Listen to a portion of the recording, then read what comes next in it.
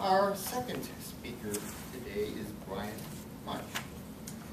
Bryan is completing the 10th project, Inspire Your Audience, in which he is attempting to do just that. But don't get excited just yet.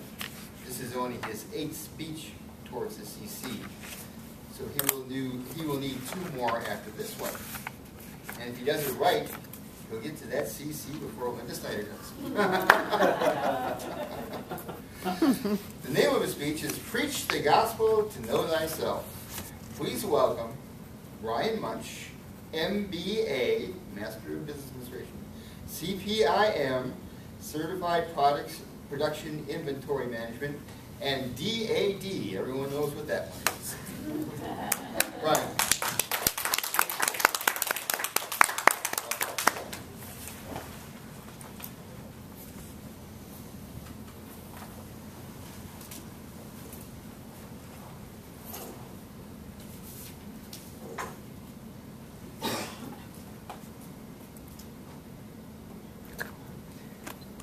I talk to my Grandpa Munch only a few times a year.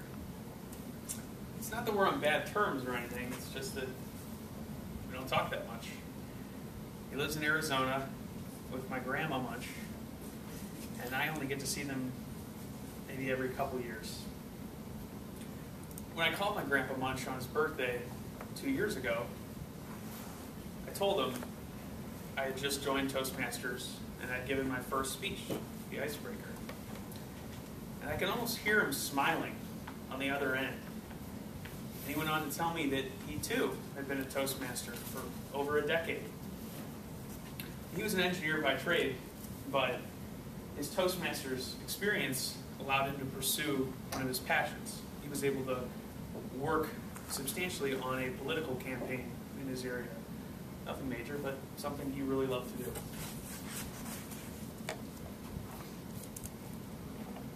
Fellow Toastmasters, welcome guests.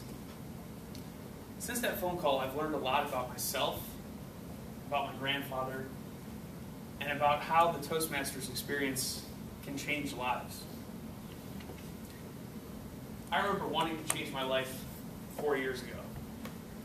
I was in my first job out of college as a warehouse supervisor / process improvement consultant, we'll call it. And I often was tasked with delivering meetings to senior management about process improvement.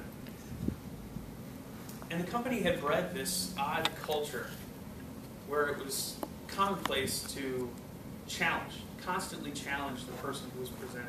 If you weren't doing it, you were nothing.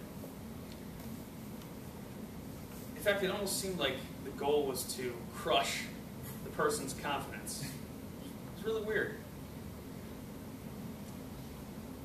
And sadly, this tactic was very effective on me. It seemed like I constantly had this feeling of anxiety, fear, before and during these meetings. And this was really odd for me, because I grew up performing. I always felt comfortable on stage, acting, or singing in front of an audience. But people constantly probing my logic made it difficult to phrase my thoughts, to respond quickly. Somebody was questioning me. My manager recognized this, and he sat down with me and talked about looking for a venue in which I could practice this type of public speaking. I remember the conversation very vividly. It was almost like he was trying to get me to emulate my superiors in every way, right down from their style of speaking to their posture, the way they sat in their chairs. And he recommended that I look for professional clubs in the area, like Toastmasters. At the time, I didn't think much of it, but his recommendation stuck with me and was ultimately the reason why I've come to the American Greetings Toastmasters Club a couple years later. When I think about how Toastmasters has changed my life over the past couple years, it's tough to pinpoint exactly what's changed. But here's what I know. That anxiety that I spoke of, that I used to feel at my old job, is minimal now, at best. And when it is there, it's manageable. Sometimes it's even energizing. I've also known that I've become better, more adept at interviewing, a skill that I pride myself on. I remember these first interviews that I had out of college where I'd end up digging myself into a hole. I'd go down this path, and instead of giving a complete thought with a beginning, middle, and end, I'd end up diverging and find myself in a place where I couldn't get back. Now I don't have that problem. I've also discovered through your evaluations that I have the ability to exude a quiet confidence. Sometimes I'm even able to persuade people, something I never thought I was capable of.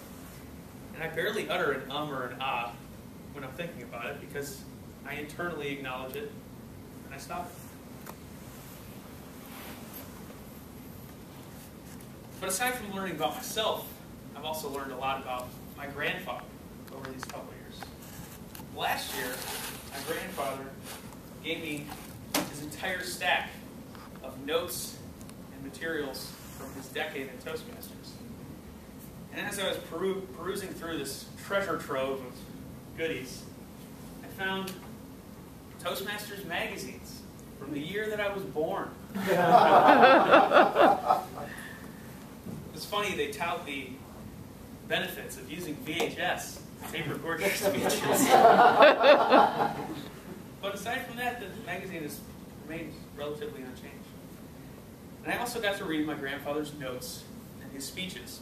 And I found that we have a lot in common, in the way that we speak. We both place a high value on humor and on the mastery of the English vocabulary.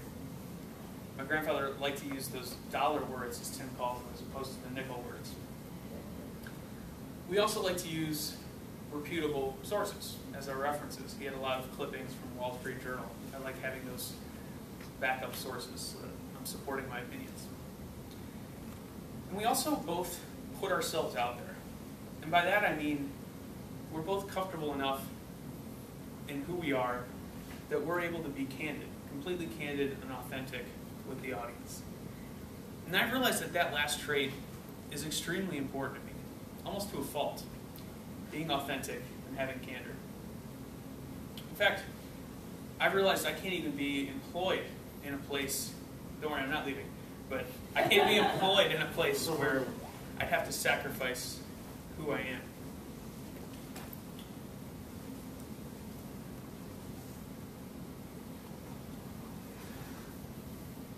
This was ultimately the reason why I left my last job. Authenticity is something that I find is all too often stifled in corporate culture. And I recognize that perhaps sometimes I'm a little too authentic, too candid for some of you. And I have to confess that this type of truth-telling is my way of expressing myself. It's something that ends up being therapeutic. In fact, I dare say Toastmasters is kind of a religion for myself. And just like a religion, there are some days, some Tuesdays, where I don't really feel like participating. Maybe I want to sit in the back row. Maybe I don't even want to go at all. But I go because I know that I can look forward to speeches and hearing other people's stories that could have a potentially profound impact on my life. And they do. I mean that. And I also go because I feel an obligation to help others grow in the same way that I have, the same experience that I've had with Toastmasters.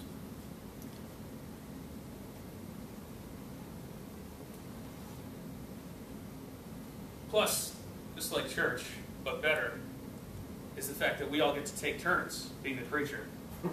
So you don't get that same style of sermon week after week. So today's my day to preach, and I'm preaching the gospel of Ralph Smedley, founder of Toastmasters. And it's amazing to me that in nearly a century, his vision has remained relatively unchanged. I'm sure the members are going to change. The dues may increase. And heck, even the brand, the logo are going to change. But those core tenets, those benefits of self-improvement and self-discovery will always be present. And for that, I am very grateful. Mr.